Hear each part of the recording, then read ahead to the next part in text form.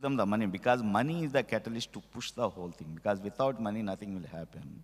In case if they have to go for that higher productivity, they have to put fertilizers, they have to put machines, they have to do something, good seeds. Now, all these things can happen only when the money is available to them. So the good experiment to happen is mobilizing the social mobilization of these people to make them credit worthy despite not having a great credit score and pushing the money to them as a credit so that they can deploy this entire money into the agriculture and increase their productivity. If the thing, actually, they will get more profits, and that means the social advancement will happen. Their children will go to better schools. All those things we have done, and in the last 35 years, almost close to 500 million people have been brought out of absolute poverty to a kind of a middle level because of the self-help group movement and the microfinance innovations which we have done in India. Now all these people without credit worthiness, they are getting close to around 50 to 60 billion dollars at the 0 to ultra concessional rate of interest. So that is where actually we have to do the thing. Thank you. Thank you. Thank you very much for that really expansive insight. And Dr. Chintala, of course, brings a depth of experience from an area as large as the subcontinent of India to help us, pull out a little and also help us frame it. Let's think about the way in which a country a little more similar in size to population as well as landscape to Malaysia. Let's look east. There's Japan. A lot of us on a regular basis, we consume products agriculture-wise as well as food that are from Japan. How has such a small country also so successfully done intensive farming that they can export globally, not just to Malaysia, right? So much to think about. From there, I move to asking Kugan, your initial thoughts about getting innovation together and technology when it comes to agriculture in particular, and what you're seeing about the Malaysian landscape, especially in these past few years, Kugan. Firstly, thank you. Let me start by saying the very fact that Celcom DG is a sponsor of this event shows that we are doing our part in the agriculture ecosystem, right? So you don't need to go far. I think it's quite optimistic. I look at things very optimistically. I know Dato' Rais mentioned that, food insecurity in Malaysia. I think we are still very traditional in our approach in Malaysia, but you just have to walk across and check out the booth over there, and you can see how technology can really improve the lifestyle of farming in Malaysia. So let me start by saying that the combination of 5G, AI creates new opportunities for farming in Malaysia. We are excited about it because precision farming and analytics will really change the landscape for Malaysians. Today, if you look at Malaysia, it's a very well-known fact. We are rich in natural resources, but still very much dependent on import. You just have to go north to Thailand and look at how they are performing over there. Look at their export versus their import in all produce, significantly far exceeding what we have in Malaysia. And the only reason is because they are able to bring three things together. First, the use of technology, agri-tech, financial products, getting the right level of financial aid, and a very, very strong supply chain ecosystem. Now in Malaysia, it's still very, very fragmented, and I think it's very important for all of us to really bring and play our part in this ecosystem, and hence Celcom DG is doing our part. The main thing today is how do you get and humanize technology for our consumers? Today, in our network, we have 24 million users. 2 out of 3 Malaysians use the Celcom DG service.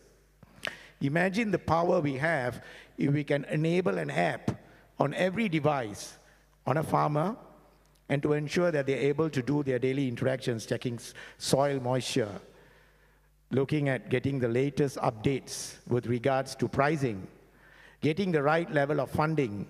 And these are elements which is, if you can put it together in a very simplistic manner to the farming industry or ecosystem, it will create significant impact for the Malaysian economy. And I think that's where I think we are pretty excited, because technology is technology, but at the end of the day, you need to humanize it. You need to ensure it's simple and easily understood by the farming community, and that's our role. Our role is to ensure that we are able to connect the dots. How do you really bring it seamlessly in terms of how they access information, how they access funding, and so on, right? And it's not just about connectivity, but pulling all this together. Now, we spoke a little about, whether, and one of the biggest issues we have is traditionally when you look at farming, it's not a very sexy industry. It's labor intensive, urbanization in Malaysia, rural folks are moving to urban city centers and getting jobs and so on. But I think that trend is changing. If you look at countries like India and so on, and look at the amount of startups in India, which is creating products around farming.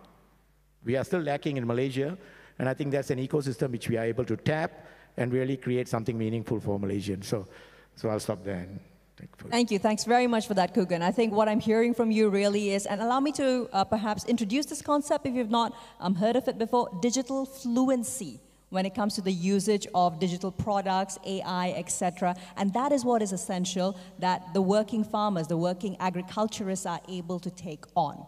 Because without that, the gap still remains. And I love the fact that you use the example of not only northern Thailand, but also talking about humanizing. I shift back to Dr. Dr. Rais, because let's talk about the fact that one of our biggest gaps is the fact that we have an aging farmer population and large rates of rural to urban migration. How, as Meranti CEO, do you see this landscape developing so that as enormous support from companies like Celcom DG is coming in, we also have enough younger talent who are actually still there in the rural areas who want to make agriculture a way of life and a form of making a living?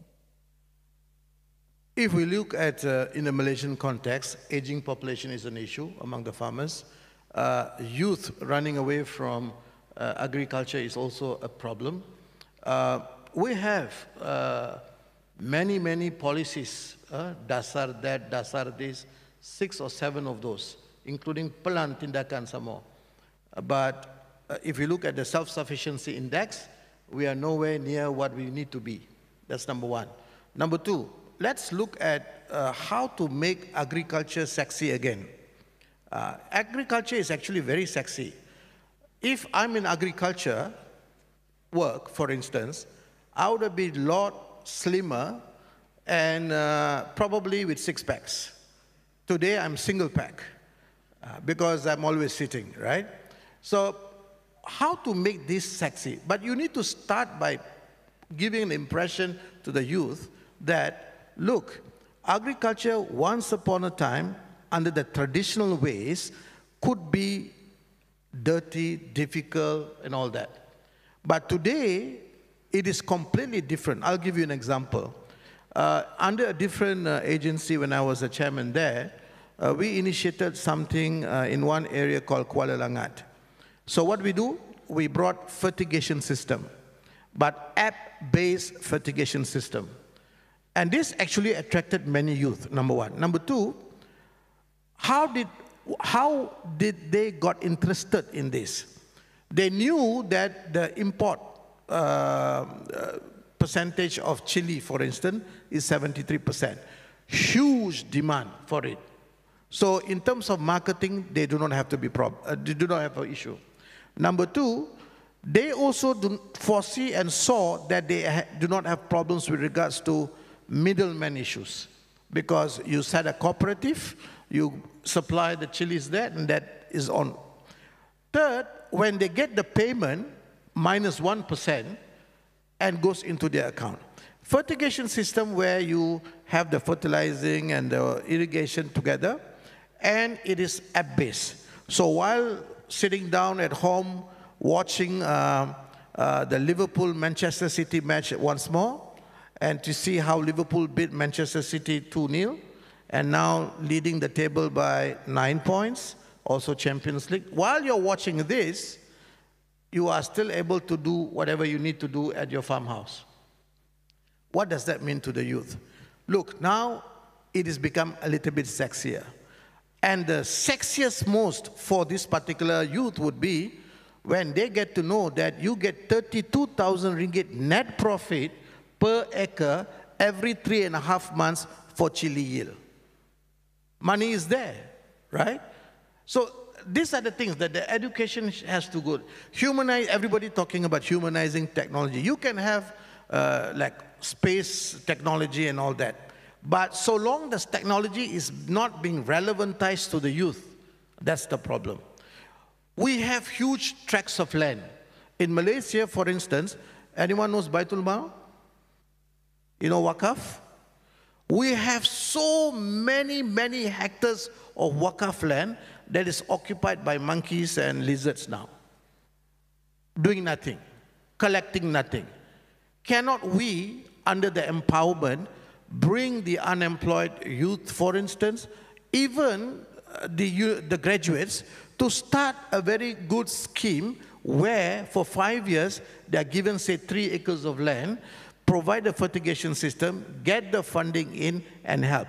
One of the biggest challenges the youth is having is that when it comes to funding.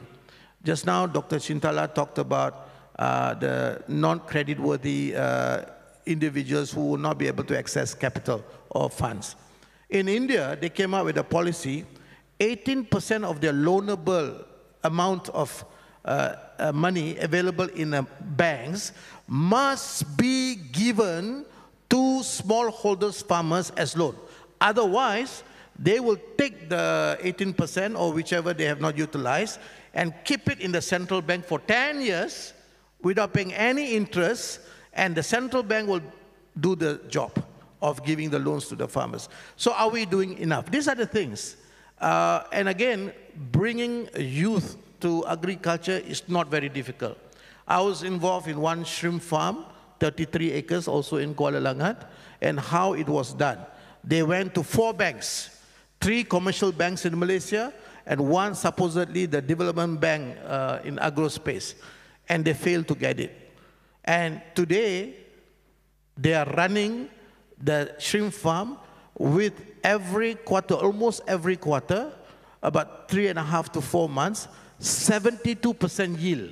Oh, sorry, 72% ROI. Can you imagine that? And why they didn't manage to get initially? It is because the bank. So they need to go and play back still and credit cards and all that. And today, and who are these guys?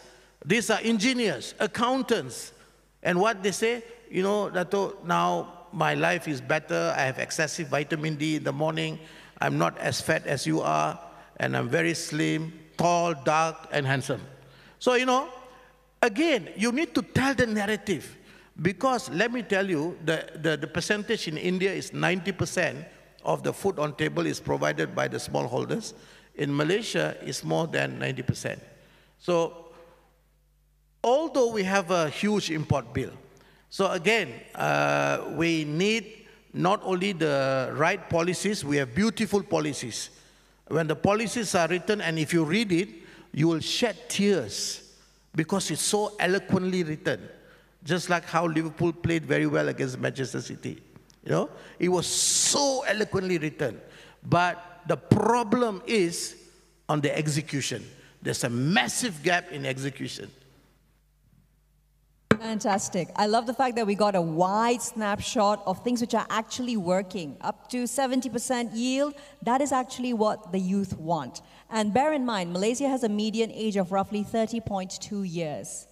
Compare that to Europe, which is currently 44.1, the US, which is about 39 years of age. We've got an enormous youth demographic, more than 30% of the population. So if they are able to gain access, and just like what Dr. Rai said, it's actually engineers, people who are already working professionals, likely making a little more than your 5-figure salary. They're the ones who are choosing to do the urban-rural migration.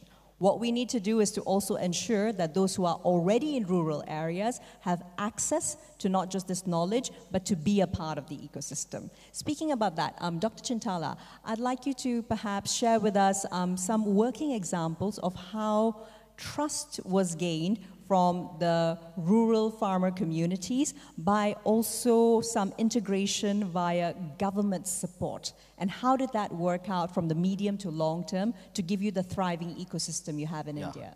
Thanks a lot for putting the most appropriate question.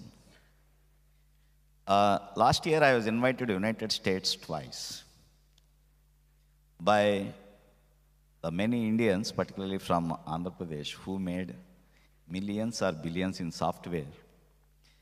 And now they say that they want to go into agriculture. This is the specialty of this one because it attracts people. How to make agriculture sexy is the biggest challenge, and there the beauty lies. Because when I was invited there, they took me to two countries. One is to Panama, other one is the Belize. And they made me to take a small flight, agricultural flight, to survey around really which land is suitable, which is not, and all those things. So we did it.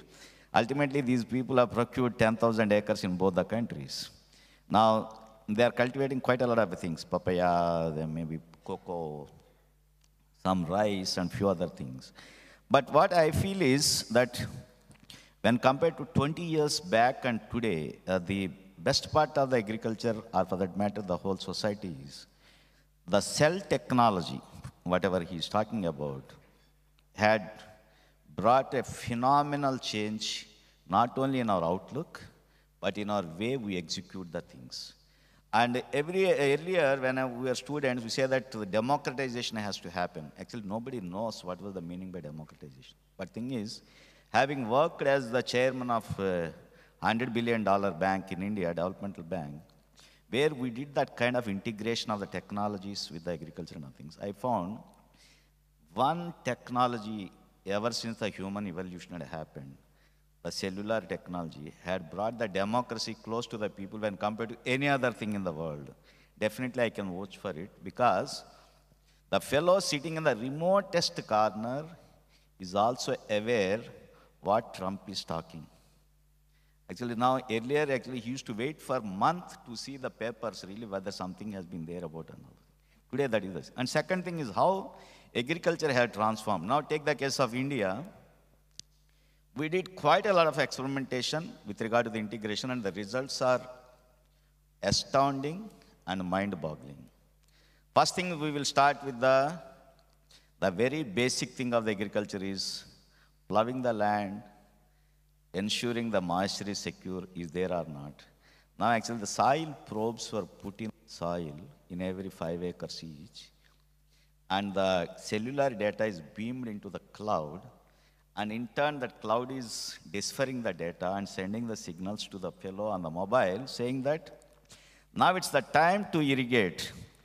And actually there the integration happened because now the integration of technologies, IoT or the AI has been put into the system. Now even this fellow need not even go to the field to switch on the motor.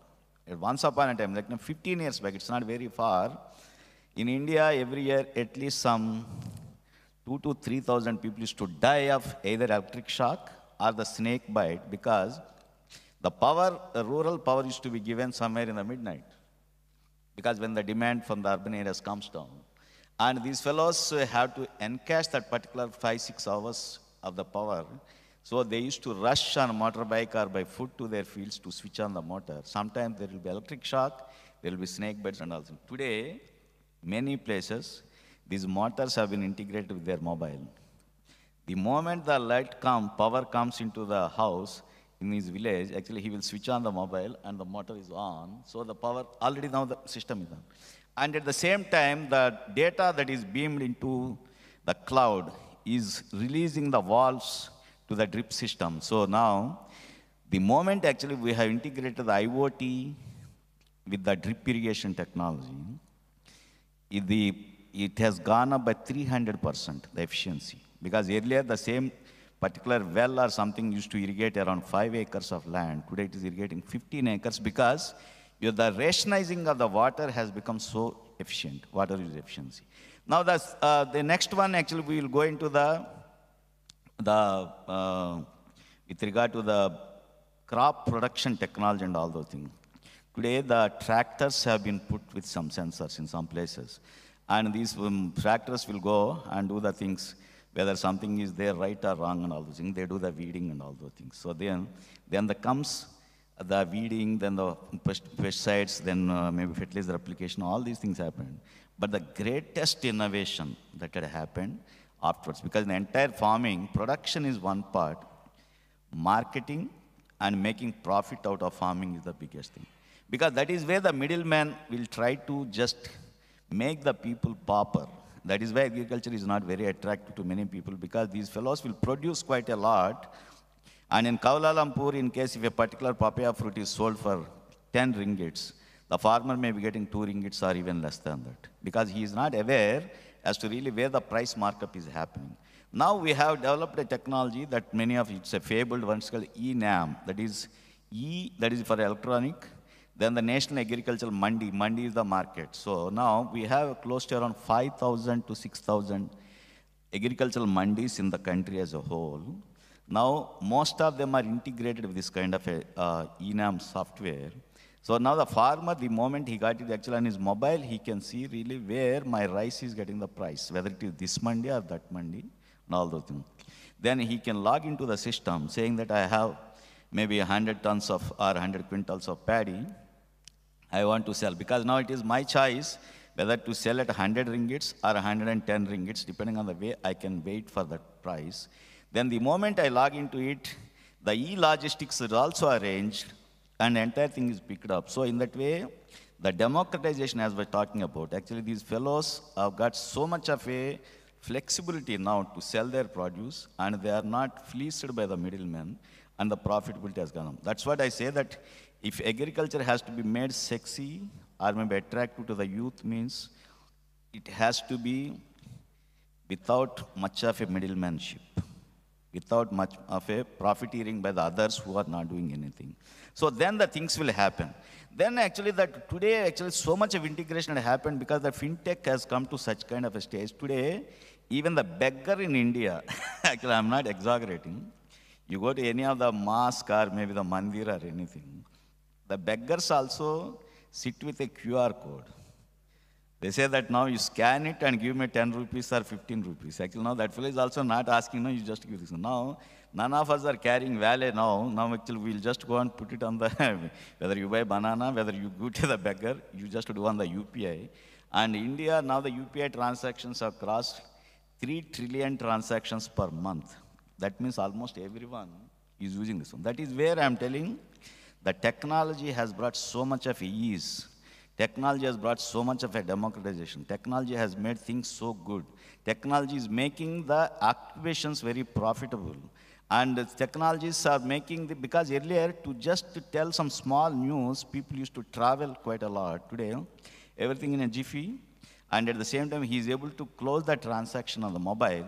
So I can say that the way things are happening is something. And the latest one, actually, which I had seen in US, and now they brought those 2 tractors to Hyderabad. It is totally AI-driven tractor. Absolutely nothing to do, because now this battery, once you charge, it will last for 7 hours, and they have another spare battery also. Now this fellow only has to put the contours of the farm and sit in his house and look into the monitor as to how the things are done, and the entire thing is being done. Now that is where actually the drudgery part, in case if you remove and make it very comfortable for the people to work, agriculture is no more bad. Now when Datuk Hussain ji has come to Andhra Pradesh, I had shown him one technology where the entire rice cultivation is almost labor-free except for the tractor driver.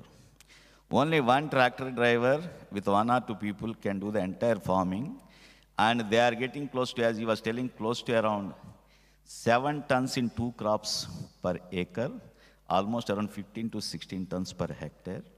This is the productivity.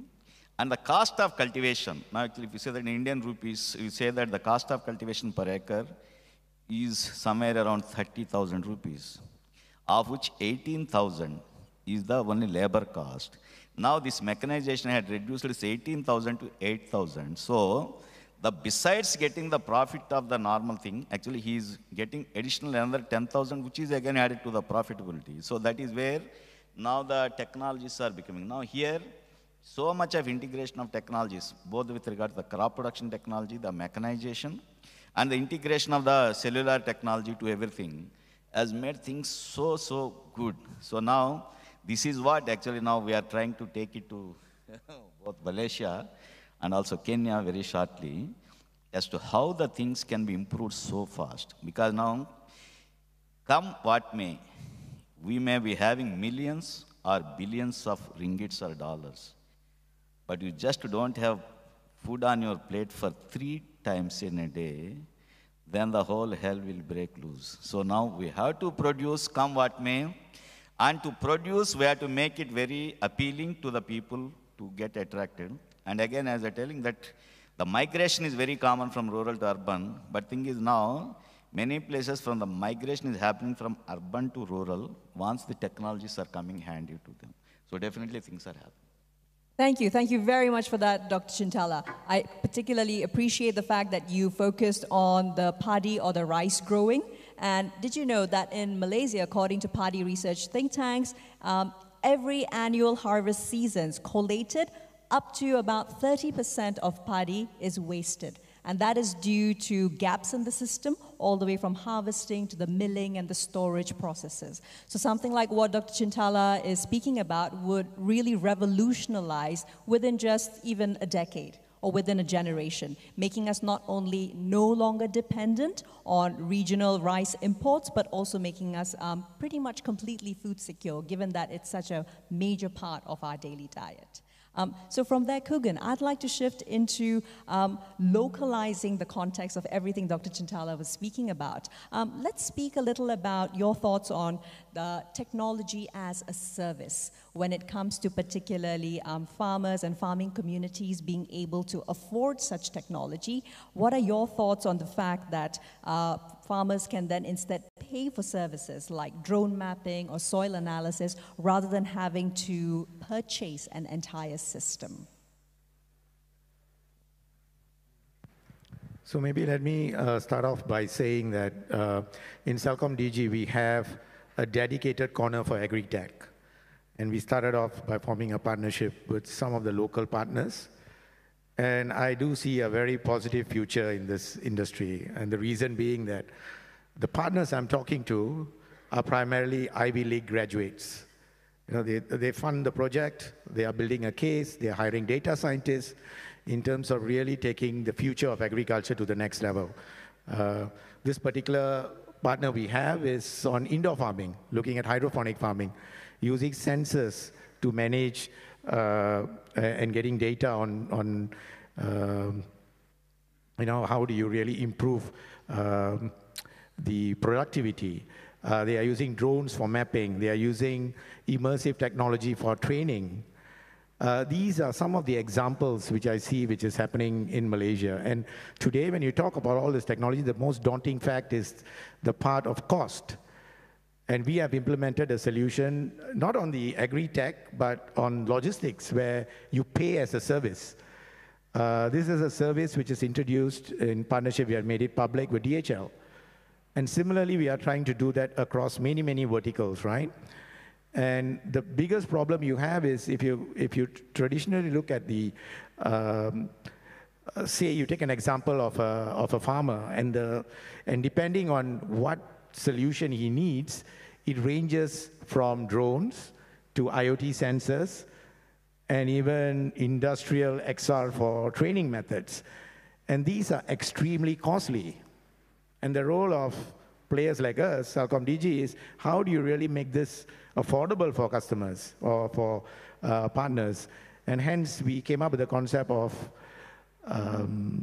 solution as a service. Traditionally, you would have had software as a service, but this is solution as a service because it's important they pay, in the case of logistics, as they scan the products or the barcodes, they are paying us based on per user transaction basis, right? And this is something which can be imported directly into the agri-tech business, where they are using it for soil testing or testing the moisture on soil. And how do you really pay for that service rather than incurring the cost of all the technology behind it? So this is something which we are really passionate about. in Celcom DG, making it accessible for farming. And when Celcom and DG merged, there was a commitment that we form an innovation center, and there was a commitment of 250 million, which is put forth over 5 years.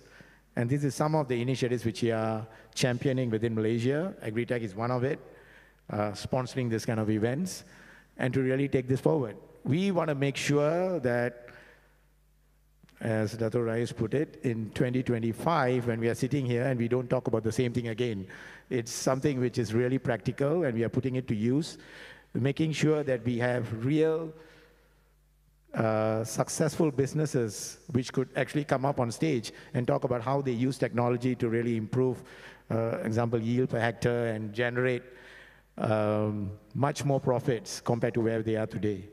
And that's an ambition which we have. We share the same ambition with Meranti, and we hope that this is just the beginning, and we will take this to greater heights in the future. Thank you.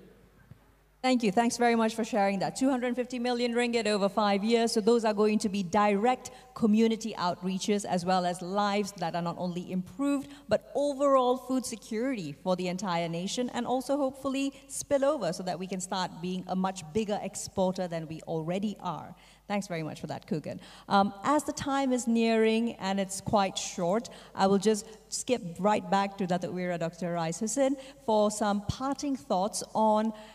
Let's look at the big picture of the fact that government and industry stakeholders need to be able to take this through to the finish line. Your thoughts? I think the government has been doing their work, their policies.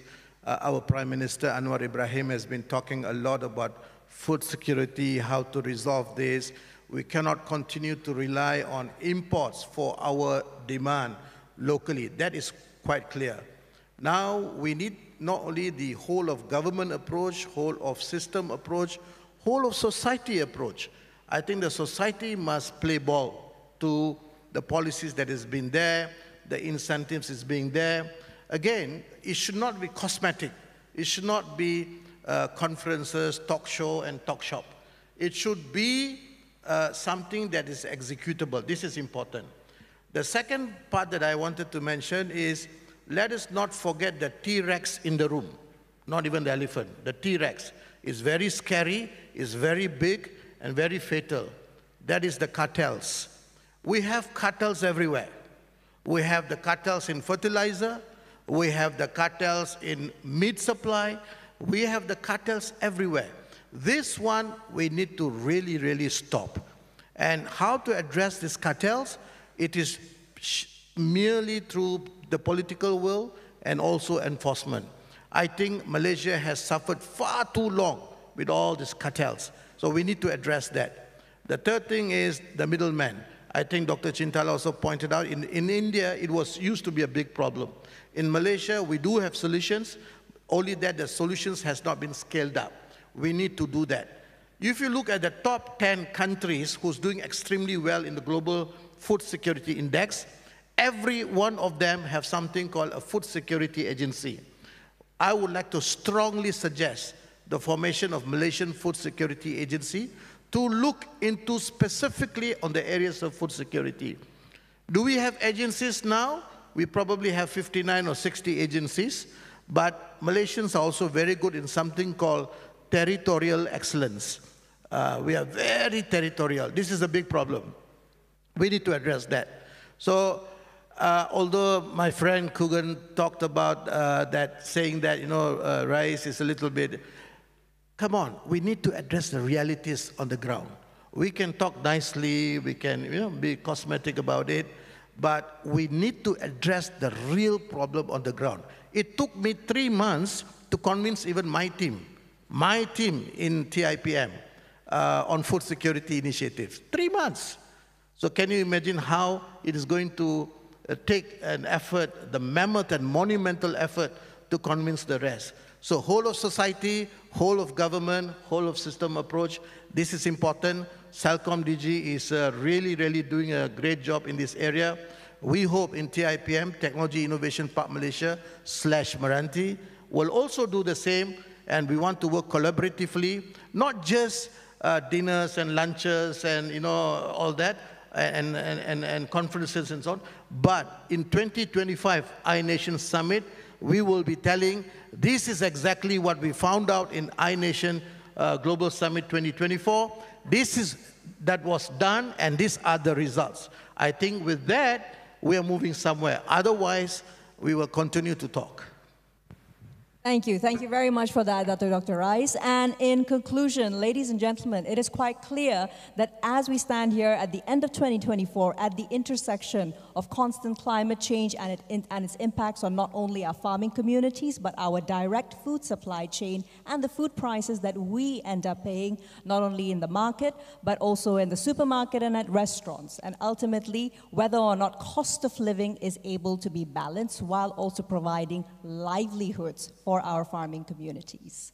I think it's been a fantastic, insightful discussion, and as each and every one of our esteemed panelists has echoed, it is all about rolling these out to the ground, to every corner of Malaysia, the northern states currently, which are deeply impacted by the floods, and also looking at the big picture of agriculture.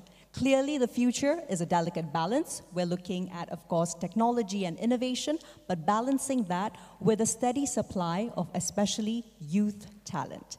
Ladies and gentlemen, that brings us to the end of this very insightful, rich discussion. We hope you will carry on the conversations outside this hall as well. May I now request for a huge round of applause for our esteemed speakers.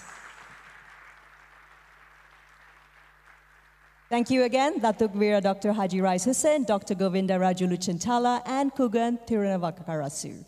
And with that, we draw to an end. Terence, the time is now yours. Tamina signing off. Thank you, Tamina, for moderating that discussion. Let's have a quick photograph with the panel and moderator to wrap up the session.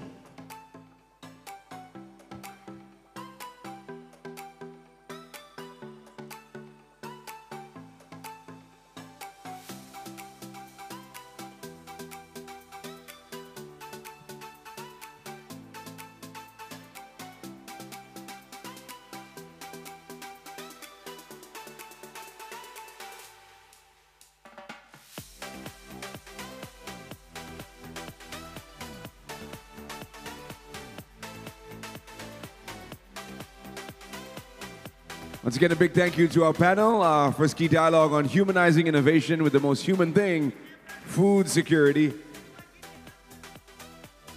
And our next key dialogue will follow shortly as we shift to a very pressing item on the agenda, climate change, and how technology can help mitigate that. We'd like to steal some time from you, ladies and gentlemen, to quickly scan this QR code and let us know what you think about the session that you just witnessed. Tell us a bit about how you felt and the key learnings that you took away from that discussion. Thank you.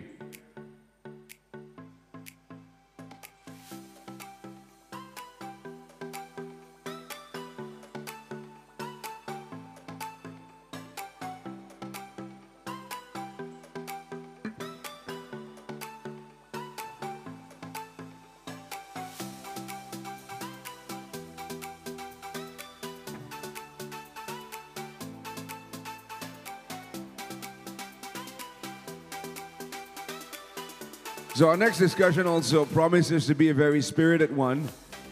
And as you heard this morning from Tan Sri Tony Fernandez, climate change is certainly a pressing item on the agenda for mankind as we move forward into 2025 and beyond. With, of course, a Trump presidency who's neither here nor there when it comes to climate action. How will the rest of the world move forward with a very different sort of leadership from the United States? We are also looking at technology once again as a solution. Is it possible that the solution is already with us? Let's have our moderator on stage, Marina Che Mokhtar, partner at PwC Advisory Services, who will be directing traffic on this conversation. We have Member of Parliament, Puan Yeo Bee Yin, Director Azwin Ecosystems, Shahril Zainul Abidin, and Climate and Environment Officer with UNICEF Malaysia, Jasmin, Irisha, Ilham, will be joining us on the panel.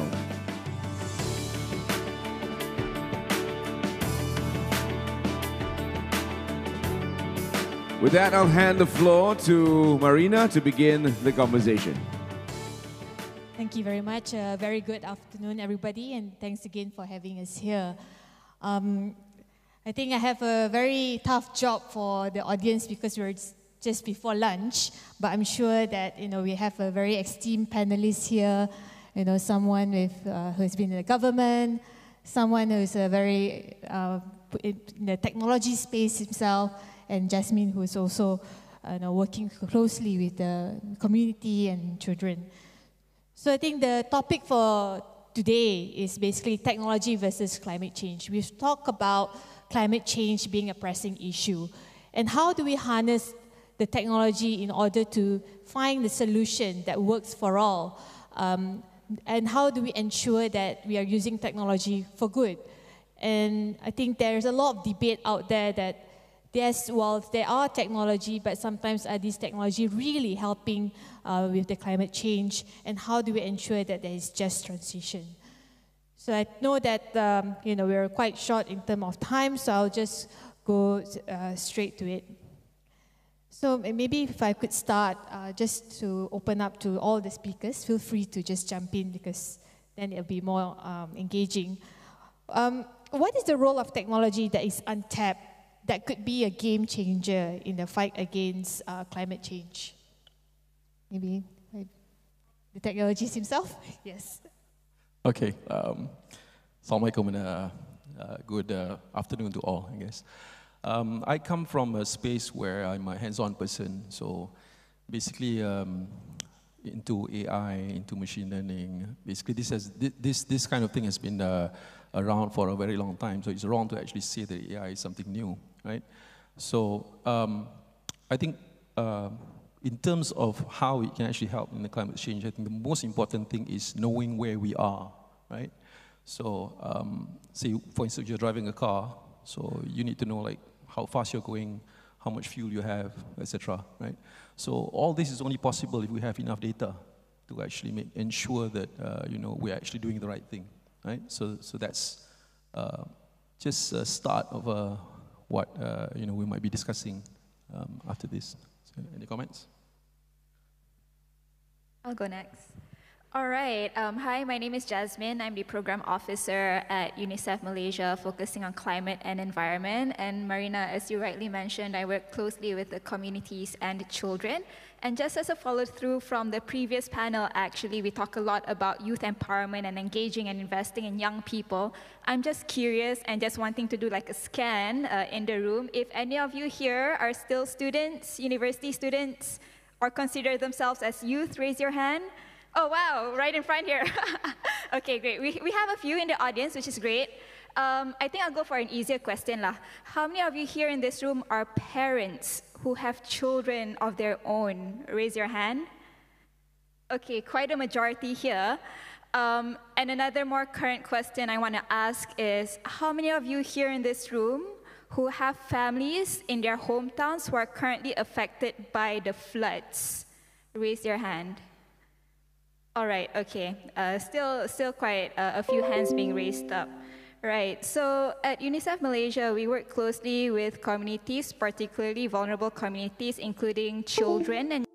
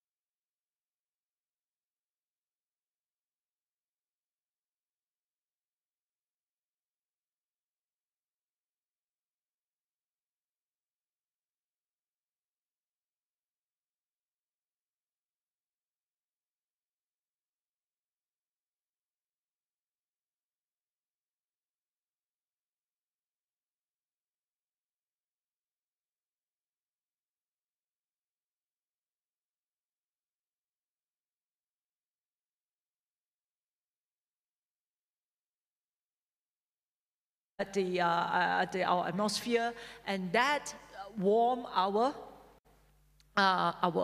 Earth. So the root cause of climate change is then carbon or greenhouse gases. Greenhouse gases can be methane, can be gases with greenhouse effect.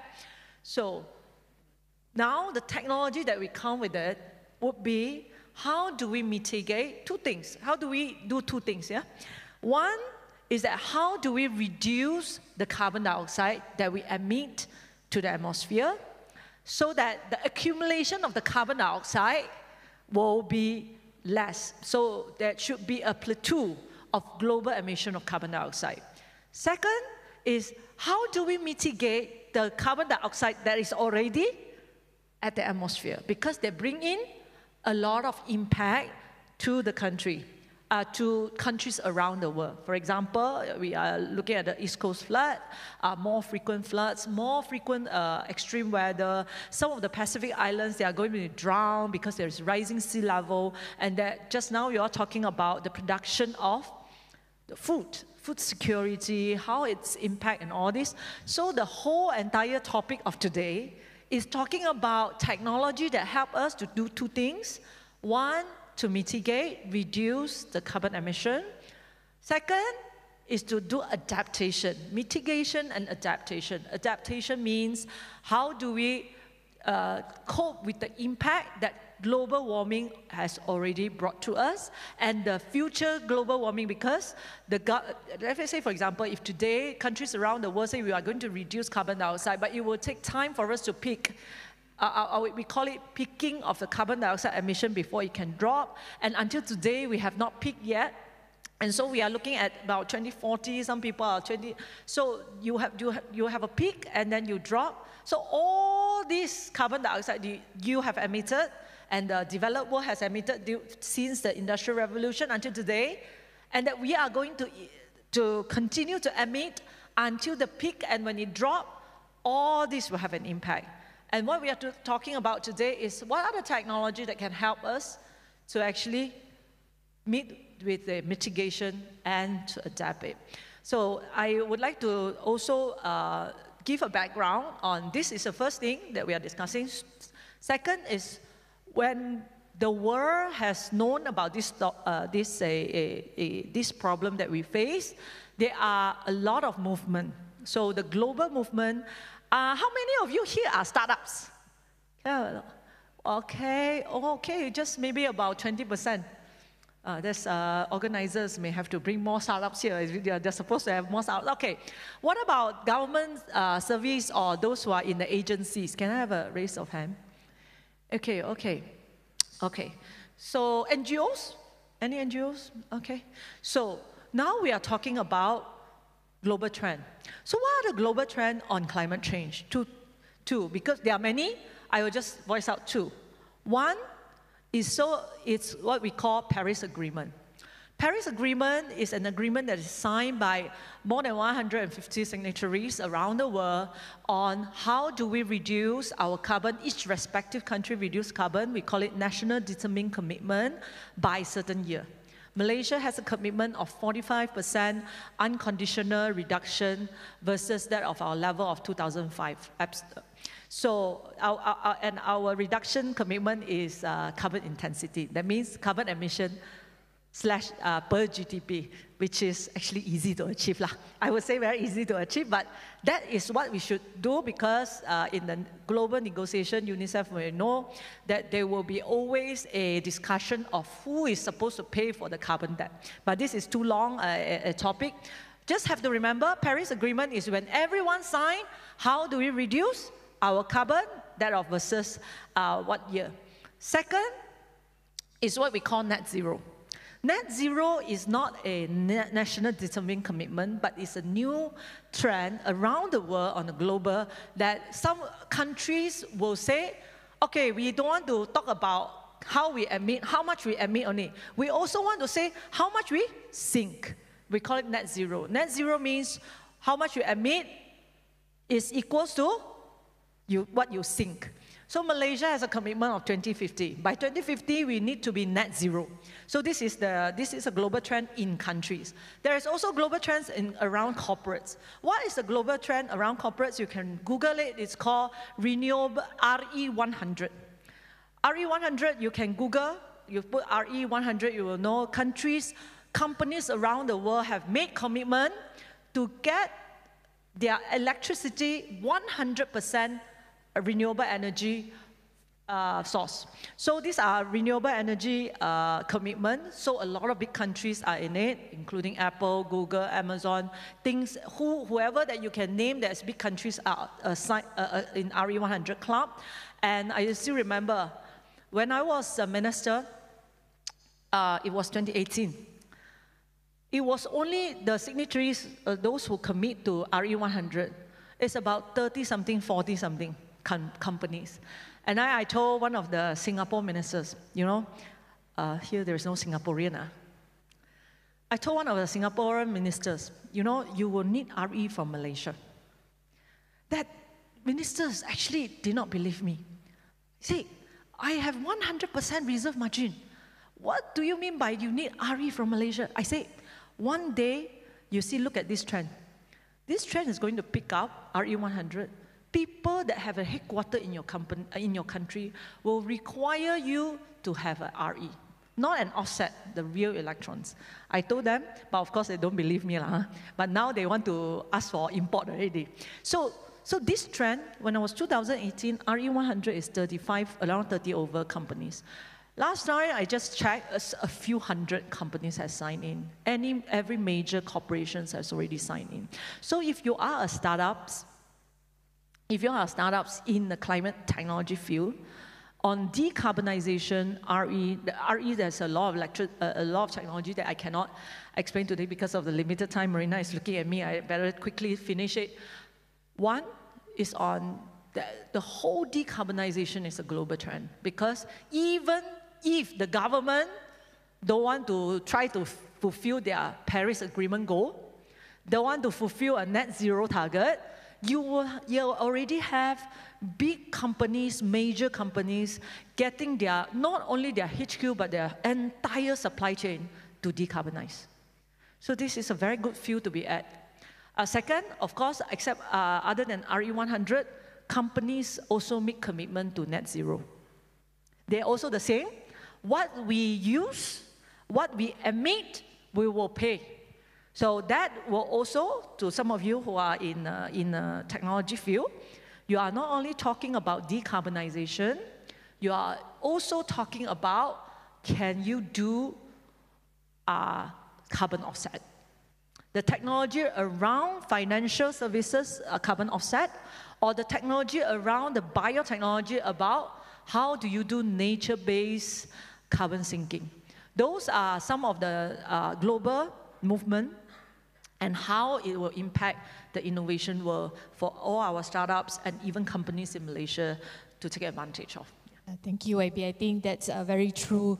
I think even PwC have our net zero targets. And you're right, I think in 2018, there was a lot more of awareness about what is climate change. And I think even now, the regulators and financial institutions are putting it as a criteria to raise financing for any development that they want to do. So I think absolutely, it's not just a trend. I think it's a movement that we all need to play our part, both corporations, the communities, in embracing and manage this climate change. So maybe because of that, Shahril, I think you mentioned just now that data is key, and regardless of whatever solution it is, it will come and you can use it to solve. But what are the risks that we need to be aware of in deployment and development of this technology? I think sometimes we talk about, data centers, taking so much of energy. We have like some of the discussion about having solar rooftops on lakes. Yes, it's renewable energy, but how does it impact the biodiversity? So how do we balance the risk and the technological solution that you as a company and even startups need to think about? Thank you. I think we need to go back to basics, right? Because basically this talk about climate has been going on for longer than 2018. You know, back when I was in school, back in the 90s, you know, we've already talked about, you know, renewable energies, trying to make sure that we do good to the earth, right? It all goes back to what our fundamental role as humans are, right? All these are actually even documented in religious scriptures and things like that. So again, I go back to the need for data, right? Are we actually solving a particular issue? Because when we talk about data, we're talking about multiple dimensions, different sort of things which are actually going to be affecting different things, right? So we have to make sure first that whether or not what we're looking at is a correlation or a causality, right? So what I mean by correlation, I mean if you're in the world of machine learning, in the world of AI, basically, when we see something in correlation, it does not necessarily mean that it's a cause of something, right? So we need to look into using technology, things like AI and whatnot, to actually give us more insight to it. And it's good that you actually mentioned in terms of the usage, energy usage, when you're actually using you know, AI or not. But I would argue that it is not the technology which is actually giving, which is actually the problem, but actually our goals and how we're actually utilizing the technology. The new way of thinking about profitability is we need to look at it in terms of sustainability as well, right? What are we trying to achieve? Are we just looking at money and cents, you know? Or are we actually looking at the overall picture? How to make everything more sustainable? So one of the things that we actually do, basically the mission of you know, why I started up the company in the first place was basically to achieve efficiency by not sacrificing on security and sustainability. So again, as I mentioned, I mean, there's data out there. Anyway, there's this data.gov and whatnot, but are we actually sure that the data there is updated, right, to how it is? Because access to open data is important, because we can't only rely on you know, certain bodies or authorities to actually do the research for us, right? The data needs to be open for everybody to validate, you know.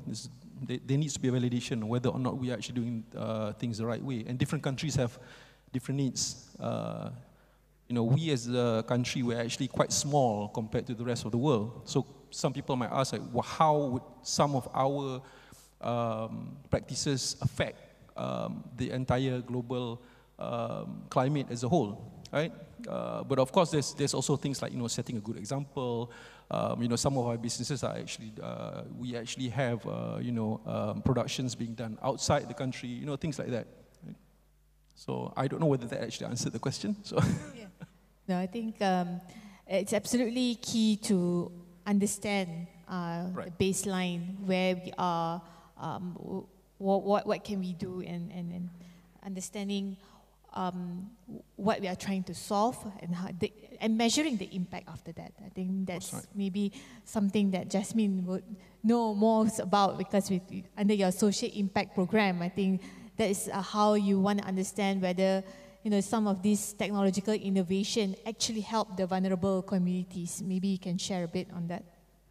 Yeah, thanks, Marina. I think before I answer your question, just want to take a step back to kind of just reflect on some of the points given by the panelists. And I know we talked a lot about mitigation of climate change, but we also need to remember that there are different responsibilities needed by both developed and developing countries in terms of addressing the mitigation needs for climate change.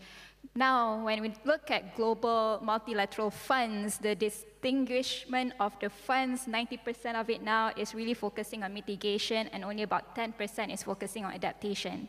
The reality is, in Malaysia, we already need to adapt. We need to adapt, and we need to make our communities resilient.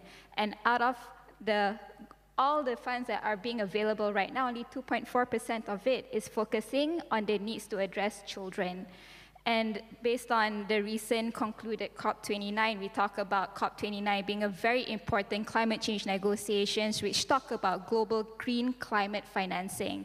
Developing countries are demanding for developed countries to allocate $1.3 trillion per year by the year of 2035, so that we can really address not just adaptation, but the loss and damage aspect when it comes to addressing the climate crisis. At the end of the day, when the gavel struck, only 600 billion USD was being agreed upon.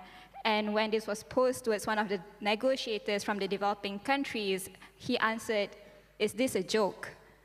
We do not have enough fundings when it comes to really addressing the climate change and also climate financing, specifically when it comes to climate smart social services that focuses on children. Now, looking back in Malaysia, I think this morning I woke up a bit devastated because I read about the news about SPM students sitting for their first paper, even though their homes are being displaced due to floodings, especially in the East Coast. About 500 Pusat Pemulihan Sementara was being put under Operation Payung, and about 35,000 families are being displaced. And I look back and thinking to my 17-year-old self, I'm like, oh my God, how are they sitting for these exams? And we all know that for 17-year-olds SPM, this is one of the most important exams that children will face that will determine their future. So at the face of climate crisis, you also need to realize that you will be barred for several of the children's rights, especially rights to education, when it comes to really recognizing the severity of this impact. And it also poses a question, right? How are we really allocating time frame and schedules of important examinations for children when it comes to yearly monsoon seasons, which we already know is going to happen? If we can treat pandemic of COVID-19 as a crisis, why can't we treat climate change as a crisis? And to really focus upon really developing capacity building and skills, we know that there's no short and no lack of innovative solutions available here in Malaysia, not even just really talking about advancement, but also reflecting on the local knowledge that are being really safeguarded by indigenous communities and their ancestors when it comes to really addressing the impacts of the climate crisis. What is short is funding. So where are the avenues for startups, social enterprises, local innovators, youth entrepreneurs when it comes to really navigating these tranches and also really seeking appropriate capacities and also resources for them to really innovate and create an enabling environment for them to thrive in the areas of innovation? So these are the several things that we really need to think about very thoroughly, not just really in the technological aspects and needs, but also what are the social implications and what are the enabling environments that social entrepreneurs need to thrive when it comes to really innovating for climate change. Thank you for that, Jasmin. I think that's really important to have the bigger, wider context in terms of where Malaysia is and where the global is in addressing climate change. So maybe just to bring it back to home, YB, reflecting back, I'm sure, I think funding is always a challenge. How should the government effectively prioritize in terms of, I think we talk about climate mitigation, adaptation, and then we also talk about investment in some of these startups to actually find solutions. How do you navigate these challenges in terms of addressing the climate change issue, and what's the government's role in this? You mean challenges as in? To prioritize in terms of either funding or resources in addressing the climate change. What should we tackle first? Yeah, so I think this answers is to government servants here, our government officers who are in agencies. What is the role of government in climate change? How do we actually help the country to decarbonize, the country to get ready, and also at the same time not losing in economic development? When we negotiate in the UNF, under the UNFCCC, we always negotiate, like every year negotiate. One of the principles is what we call common but differentiated responsibilities. It means that we all have a common responsibility to reduce carbon, but that should be differentiated among countries who have developed. Since the Industrial Revolution, they have emitted so much of carbon from coal, and that now they want to ask us to pay. And we should not, correct? We should not pay for it. We understand that, okay, now you want us to work on it, give us money. So that is when all the global fundings come from. But at the same time, as a government, we can also not wait for all these UN funds. Why? Sorry, you're from UN. I give you an example. It's a real case example. I remember very vividly. When I go to this, every year we call it COP. When I call a conference of parties, COP, I went to for 26 or 24, I cannot remember. But when I went there, and then I thought the money that they give to Malaysia is to help us to have some adaptation projects. Then I realized, where did the money go to? You know?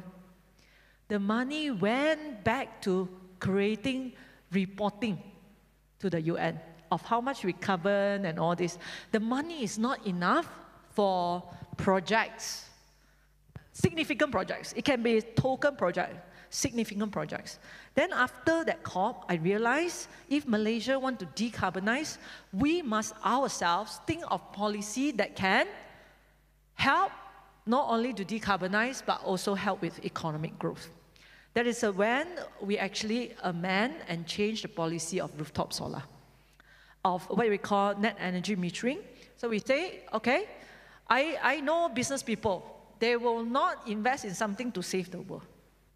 Business people want to invest in something that give them profits, give them something to gain. So as government, we must come up with policy that align with their incentive, align with their aspiration.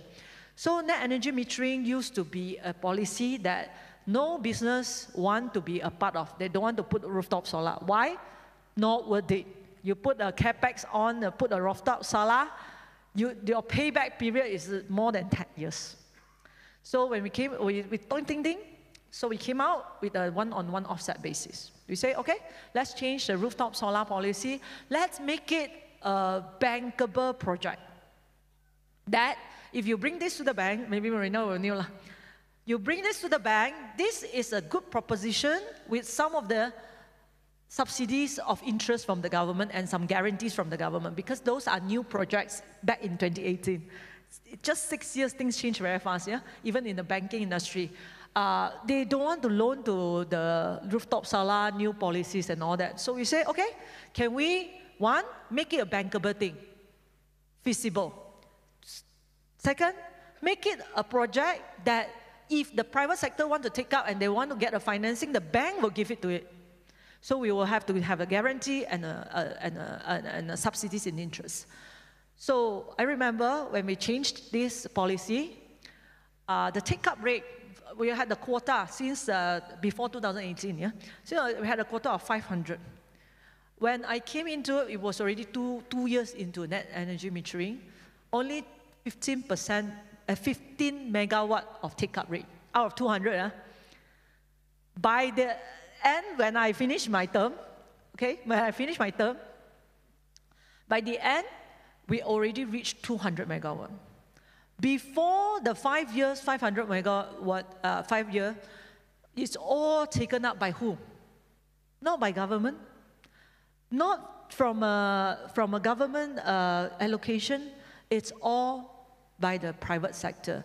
And now we are at net energy NEM 3.0 already, 3.0 or 4.0.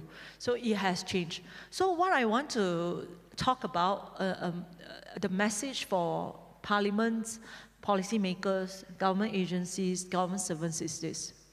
If we want to decarbonize, the first and the easiest policies that we can implement is one, no need government money. Must think of something, you don't need to ask for allocation. All of us know. If you go to MOF, they say, tak ada peruntukan. So one. Second, can we do something that will benefit the private sector? Can we make sure that there will be a financing case? Number 4, I would say that can we also grow a good RE industry? From 2018 until today, I think I see a lot of companies coming up, whether it's solar companies, different RE companies coming up, some even listed, because of the opening up of the projects. So I hope that all of us do not see today a climate talk As a talk of saving the world, of course, UN will look more focus on that because there are a lot of impact to it. But some of you who are business people here, you must see it as an opportunity for you moving forward. And for the government servants, for us as a policymakers, we must always prioritize those that can grow business. Because in the end of the day, I am a politician. We government in a democracy, all of us have to go back to the people 5 years later. We cannot go back to the people, I just be very, very real to you. We cannot go back to the people and tell them, you know, we have decarbonized this. We must go back to the people and say, hey, we have created this new green industry for you.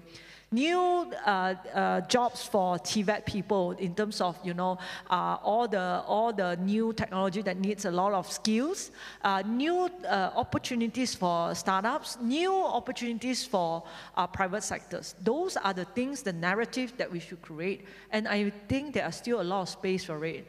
Because of limited time, I don't have time to go to you one by one of where government can still play a role in changing the policies and at the same time creating an industry from it without taxpayers' money. Thank you, AB. I think that's absolutely true because I think PwC, we just completed a jobs barometer survey in UK where we found out that in 2023, there were 270,000 new jobs created from the green industry. That was double since 2021. So again, data actually informed us that there is growth in this new green industry. I think maybe because it's short of time as well, just one last question to Jasmin. I think we talk about how government can play a role, how big corporations also play a role. How do you ensure that there is just transition when we talk about being involved in the green industry and make sure that the vulnerable groups and the marginalized groups are also in this wave? Thanks, Marina. I think just kind of hopping back to your point in terms of study, according to the Ministry of Human Resources in Malaysia, actually, there is a boom that is going to happen within the green economy. And the question that we need to ask ourselves, are our young talents prepared to enter this green workforce? About 46% of people in Malaysia, the population in Malaysia is youth, young people. But actually, our young people punya definition in Malaysia is very lenient lah. You know, for UNICEF, our youth definition is up to 24 years old, which I think is a bit more stricter. But I think it begs the question is, are we really preparing in terms of climate change education, climate change literacy, understanding the impacts of the climate crisis, disasters, on how it impacts a children's future? Are they prepared to really face that reality? And how do we really put forward proper mechanisms so that they can uptake the skills and the capacity building to really address the questions and also be solutions providers for the future? Who we're training today is going to be within the workforce in about 5 to 10 years' time. University students, right? And I think when it comes to the matter of just transition, we also need to remember in terms of diversity and disparity of specific and marginalized populations. Just about 2 months ago, we sent a Malaysian youth, a girl working in the conservation field in Penang, to a Girls Go Green Summit in Bangkok. And she came back and reported to us saying that she's the only young woman who is working on the conservation field, and the rest are addressing AI technology and also renewable energy industries. I think in the way forward of really acknowledging and addressing the climate crisis to a technological lens, which is mitigation and adaptation, we also need to really remember the root cause of protecting our biodiversity and conservation.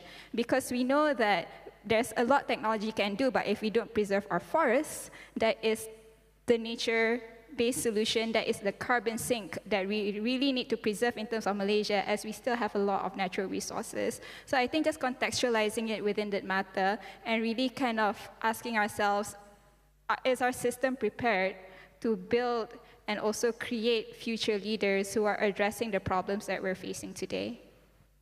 Thank you very much. I think that pretty much sort of pulled everything together. I think if I were to just summarize our discussion today, I think the climate change action is a crisis that we need to address. I think the role of government in facilitating, getting all the stakeholders together, understanding what incentivizes them, the private sector, the startups, the SMEs, and even the communities is important.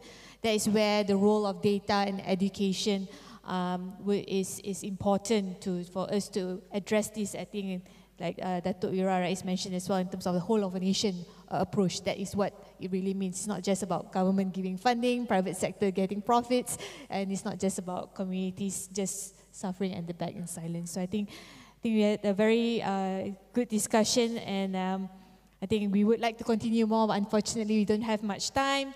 So thank you very much from myself. Thank you again to the speakers. Can you please give them a round of applause? Thank you, and thanks again from Marina. Thank you. Thank you, Marina, for moderating that session. Let's have a quick photograph with all members of the panel and the moderator to wrap up the session.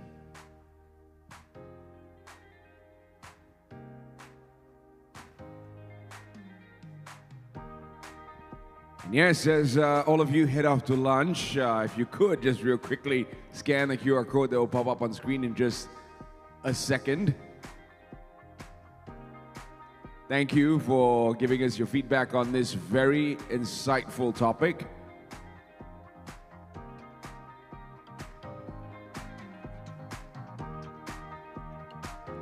And you know, we struggle with as Malaysians because our footprint on the grander scheme of things isn't that large when it comes to climate change.